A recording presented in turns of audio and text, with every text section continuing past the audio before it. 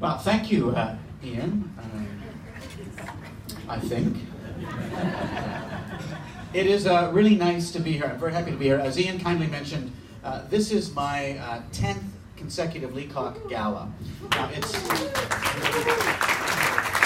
It is really hard for me to believe that a decade has passed, because it was 10 years ago, almost to the day, that my little Leacock odyssey and my writing life really began right here in this very room.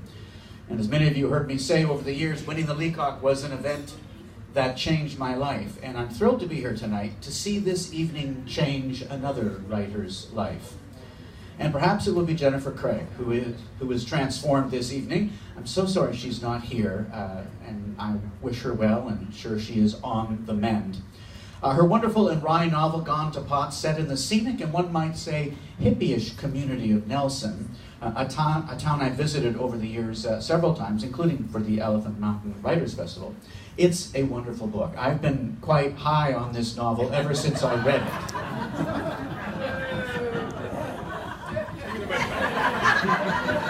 I thought I would just get the low-hanging fruit pun out of the way very early on in the process. It wouldn't have worked later on. But I really like titles that have at least two meanings.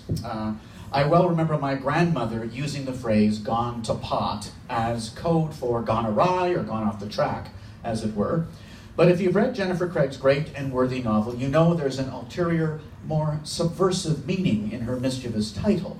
But both ideas still apply. And as Canada lurches closer to legalizing marijuana, Jennifer has given us an insider's look at that world. I have no doubt that it required deep research only and did not involve first-hand experience. I'm quite sure this is a novel and not a memoir. On the other hand, if it were a memoir, it would obviously be wise to write it as a novel. At least until the Senate and the House of Commons pass this legislation. I love this novel, and it deserves to be a finalist for this prestigious recognition. In fact, the gentle humor revolving around the community and its charming collection of characters has a Leacockian feel to it, to me. I don't think Leacock ever wrote about weed.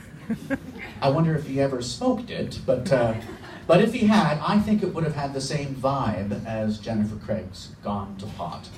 Without giving too much away, Jess, a feisty grandmother with a green thumb, narrates this fine novel, and it opens with the restaurant that employs Jess burning down and leaving our hero in dire financial straits. It's tough for any senior citizen to find a job in a small town, but she takes this crisis in stride and rebuilds her life in a most unusual way. In short, Jess goes to pot. I love the memorable characters Jennifer Craig created to guide Jess in her new life.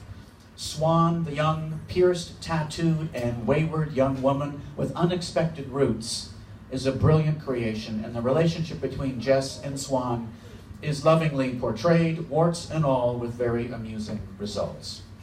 And Marcus, who is damaged, you might say, also provides some great moments in the story, and those of you who have read it, and I hope there are many of you, will know what I mean. As someone who has written of older women in some of my novels, I have a special appreciation and affection for Jess. I've always believed that older women are neglected in our literature, and perhaps Jennifer Craig thinks so too, because she has assembled a diverse and ultimately caring group of older women, amusingly and perhaps appropriately known as the Company of Crones, and put Jess among them. The Crones meet monthly, and the ensuing collision of humor and heart whenever they are on the page is reason enough to read this novel. And then there's Jess's own son, his somewhat difficult wife, and their two children. Yes, Jess is a grandmother engaged in a vocation that isn't generally seen as grandmotherly. And keeping this from her son and his family, at least for a part of the novel, keeps us turning the pages. I should also point out that Jennifer Craig has given us all a detailed how-to guide to indoor gardening.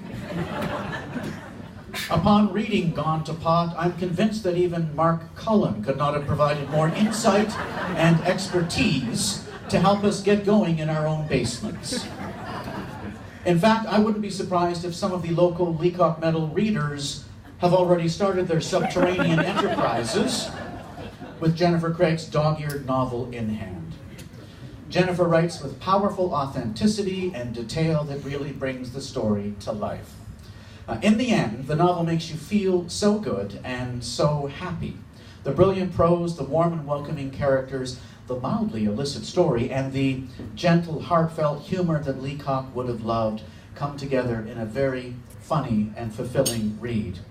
It is a finalist for the 2018 Leacock Medal, and if you're like me, Gone to Pot may well make you high, too.